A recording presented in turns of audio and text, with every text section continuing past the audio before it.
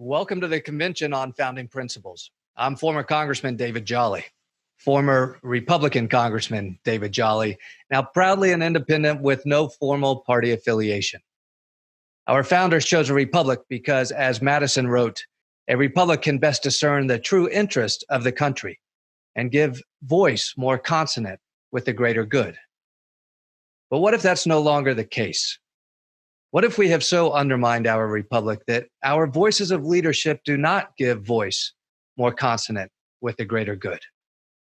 That's why I find myself today an advocate for electoral reform, democracy reform, voting reform, to return power to the voters, and to create a reward system for politicians that recognizes those who give voice to the most number of people, not simply to their party. I mentioned I am a former congressman, a former Republican congressman, and I want to start my remarks there as an independent with no party affiliation, because my journey is one which is not uncommon among some who may be in attendance today. It's not uncommon among some former Republicans or even current Republicans today. But my journey, I think, has led me to a destination that might be just a little bit different. As I saw the candidacy of our now president, Donald Trump, emerge and a party embrace and celebrate Trumpism, it solidified for me that my hopes of pushing the GOP towards a more inclusive platform, towards empowering all people, towards approaching tough issues like marriage equality, environmental science, campaign finance reform, guns, that approaching these issues with a human touch, with an embrace for perhaps non-traditional GOP voters, well, that hope was not to be found in today's Republican Party. And so, like many, I left the party. But what I did not expect to experience was the relief that came with abandoning partisanship. There was natural relief of unyoking my frustration that had tethered me to the Republican Party for many years. But the relief that came from rejecting partisanship was something I did not expect. To lay down my red jersey, but not pick up another one.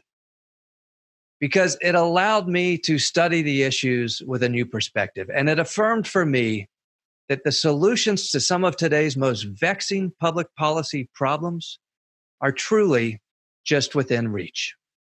But what stands in the way is an entrenched duopoly of the two major parties, whereby they share a common interest in maintaining their duopoly and in distancing themselves from accountability. They share an interest in making re-election easy, making their re-election safe, and making reflection unnecessary. In this journey, I've also found inspiration that change is indeed possible. Simply look at the past 100 years. Every generation has had an inflection point in their politics. Teddy Roosevelt tried to pull the Republican Party towards environmentalism, yes, even campaign finance reform at the beginning of the 19th century, ultimately to break off and form the Bull Moosers, or I should say the Bull Moose Party. We also saw the politics, the disruptive politics of the Depression era, ushering in a New Deal, government intervention, the likes that we had not seen before, but also a president that later served 4 terms. The American people took that generational inflection point and passed a constitutional amendment saying, we don't want a king in the United States. We are going to limit the number of terms a president can serve. We then saw the disruption of Watergate politics, and about 20 years later, the emergence of Ross Perot, an independent candidate who performed in the double digits in a national presidential election. And now in this moment, we see the disruption of the populist Donald Trump. Our congressional politics have followed a similar journey. Following Watergate, 48 seats changed hands in the U.S. House of Representatives. In 1994, 54 seats. In 2010, 63 seats. And just this past midterm election, 40 seats changed hands. We find ourselves in this moment in a chapter where voters are frustrated. They are angry because nothing seems to really change in our politics. And if we ask ourselves, do we expect our fundamental politics to change regardless of who wins this election? Sure, our leadership will. The tone of our leadership might. But will our politics really change? I think the answer is no, and it is because today's system is rigged. Consider the issues of electoral reform. Consider gerrymandering, closed primaries, today's campaign finance system, continuous attempts at voter suppression. Each one of these are a tool of the two major parties that choke off independent thought. Each one of these may find some common defense in the Constitution. But you know what else finds defense in the Constitution?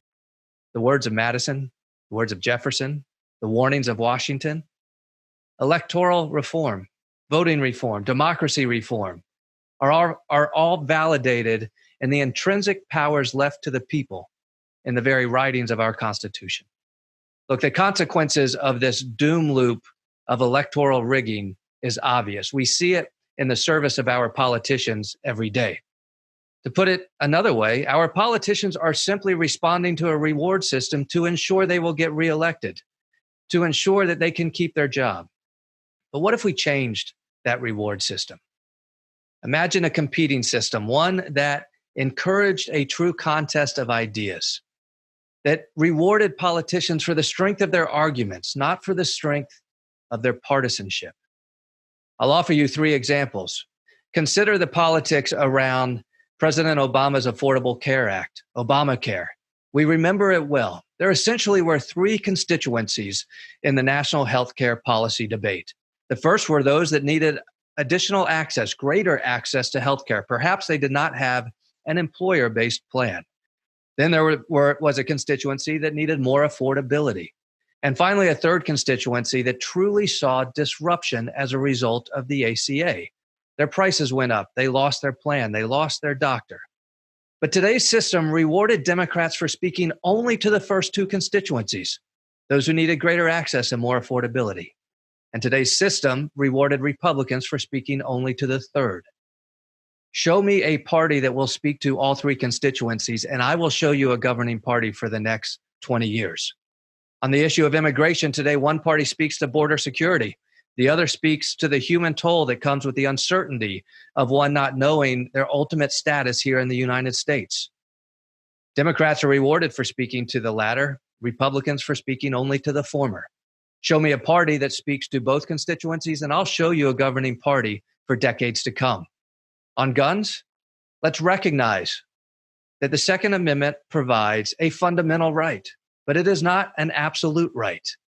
It is not beyond the reach of reasonable regulation. Republicans speak only to protecting the Second Amendment as an absolute right, a false argument, in my personal opinion. Democrats often only speak to the amount of regulation they would like to apply to that right. Show me a party that will defend the Second Amendment, but also recognize that, for instance, when it comes to weapons of war, it might be reasonable to expect that it be as difficult to acquire an assault weapon as it is to get a security clearance. We can protect the Second Amendment while also protecting the rights of law-abiding gun owners. Show me a party willing to have that conversation, and I will show you a party that will be a governing majority for decades to come. A party or a coalition, a consensus that can build around common sense on issues like healthcare, immigration, guns, taxes, foreign policy, requires a level playing field, requires unrigging today's electoral system. And the good news is voters have taken that task in their own hands. In states like Florida, Arizona, in Maine, in California, we are seeing gerrymandering be moved to independent commissions. We are seeing primaries be opened up where all candidates are having to compete in the same primary, or all voters are having an opportunity to vote. In Maine, we are seeing experiments with ranked choice voting. These reforms can happen. And when it comes to money, just look at the success of candidates who are now rejecting big dollar dark money, or at least PAC money, who are discouraging dark money, and who are relying on a coalition of small dollar donors. That can be done. Think about the renewed focus, unfortunately, on voter suppression laws and what it takes to undo some of the voter suppression tactics we are seeing in states across the country. This is the moment where voters can grab electoral reform, democracy reform, voting rights reform, and actually change our entire political system.